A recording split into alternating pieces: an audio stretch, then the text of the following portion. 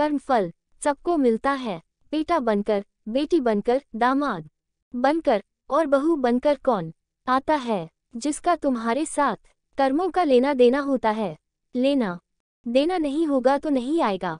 एक फौजी था, उसके माँ नहीं, बाप नहीं, शादी नहीं, बच्चे नहीं, भाई नहीं, बहन नहीं, अकेला ही कमा कमा के फौज में जमा करता जा रहा था। तो थोड़े ही दिन में एक सेठ जी जो फौज में माल सप्लाई करते थे उनसे उनका परिचय हो गया और दोस्ती हो गई। सेठ जी ने कहा जो तुम्हारे पास पैसा है वह उतने के उतने ही पड़ा है, तुम मुझे दे दो, मैं कारोबार में लगा दूं तो पैसे से पैसा बढ़ जाएगा, इसलिए तुम दे दो। फौजी ने सेठ जी को पैसा दे दिया। सेठ जी ने कारोबार में लगा दिया। कारोबार उनका चमक गया, खूब कमाई होने लगी, कारोबार बढ़ गया। थोड़े ही दिन में लड़ाई लग गई। लड़ाई में फौजी घोड़ी पर चक्कर लड़ने गया। घोड़ी इतनी बदतमीज थी कि जितने जोर से लगाम खींचे उतने ही तेज भागे। खींचते खींचते उसके गले पर तक कट गए, लेकिन वह दौड़कर दुश्मनों के गोल में जाकर खड़ी हो गई। दुश्मनों ने वार किया, फौजी भी मर गया, घोड़ी भी मर गई। अब सेठ जी को मालूम हुआ कि फौजी मर गया तो सेठ जी बहुत खुश हुए कि उसका कोई वारिश तो नहीं है। नहीं, अब ये पैसा देना किसको, अब मेरे पास पैसा भी हो गया, कारोबार भी चमक गया, लेने वाला भी नहीं रहा। तो सेठ जी बहुत खुश हुए।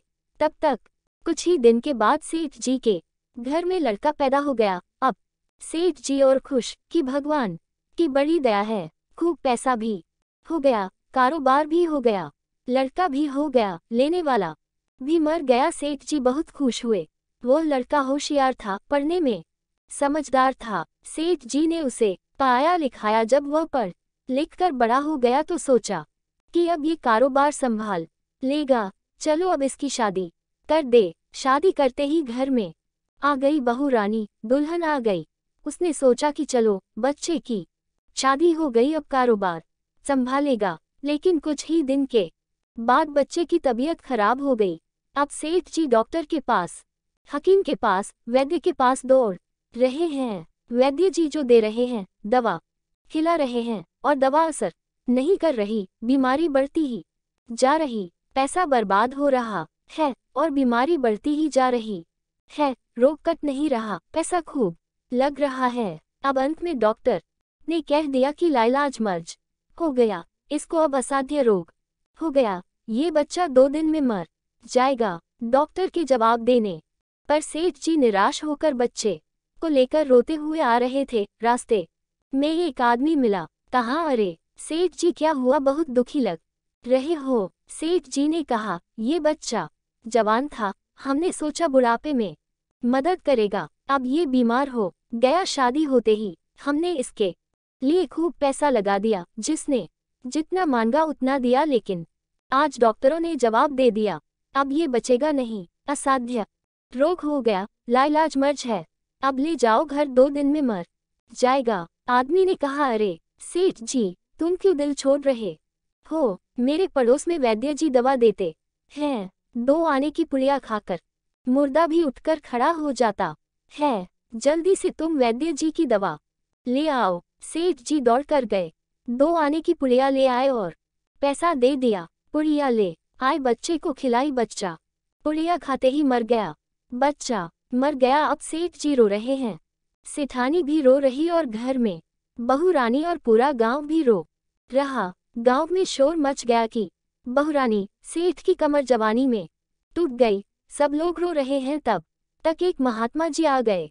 उन्होंने कहा भाई क्यों रोना धोना। लोग बोले इस सेठ का एक ही जवान लड़का था, वह भी मर गया, इसलिए सब लोग रो रहे हैं, सब दुखी हो रहे हैं। महात्मा बोले सेठ जी रोना क्यों। सेठ महात्मा जिसका जवान बेटा मर जाए वह रोएगा, नहीं तो क्या करेगा। महात्मा तो सेठ हाँ, कारोबार के लिए पैसा मिला था तो खुशी तो थी। महात्मा अरे उस दिन तो आपकी खुशी का ठिकाना ही नहीं था।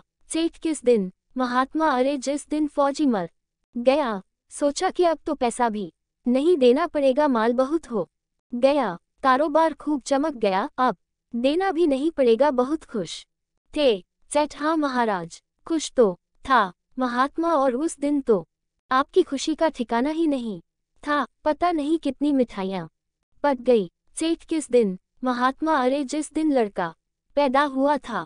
सेठ महाराज, लड़का पैदा होता है तो सब खुश होते हैं, मैं भी हो गया तो क्या बात। महात्मा, उस दिन तो खुशी से आपके पैर जमीन पर नहीं पड़ते थे।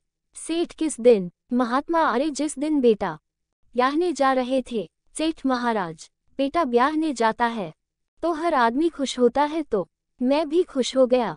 महात्मा, तो जब इतनी बार खुश हो गए तो जरा सी बात के लिए रो क्यों रहे हो? सेठ महाराज, ये जरा सी बात है, जवान बेटा मर गया, ये जरा सी बात है। महात्मा, अरे सेठ जी, वही फौजी पैसा लेने के लिए बेटा बनकर आ गया। पढ़ने में, लिखने में, खाने में, पहनने में और शौक में, श्रृंगार में जितना लगाना था लगाया। शादी ब्याह में सब लग गया और ब्याज दर ब्याज लगाकर डॉक्टरों को दिलवा दिया। अब जब 2 आने पैसे बच गए, वह भी वैद्य जी को दिलवा दिए और पुड़िया खाकर चल दिया। अब कर्मों का लेना देना पूरा हुआ। सेठ जी ने कहा, हमारे साथ तो कर्मों का लेन देन था, चलो हमारे साथ तो जो हुआ सो हुआ।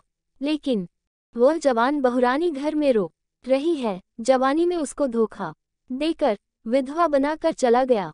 उसका क्या जुर्म था कि उसके साथ ऐसा गुनाह किया? महात्मा बोले, यह वही घोड़ी है जिसने जवानी में उसको धोखा दिया, इसने भी जवानी में उसको धोखा दे दिया। वेद शास्त्र और पुराणों के साथ साथ सभी साधु संतों का कहना है कि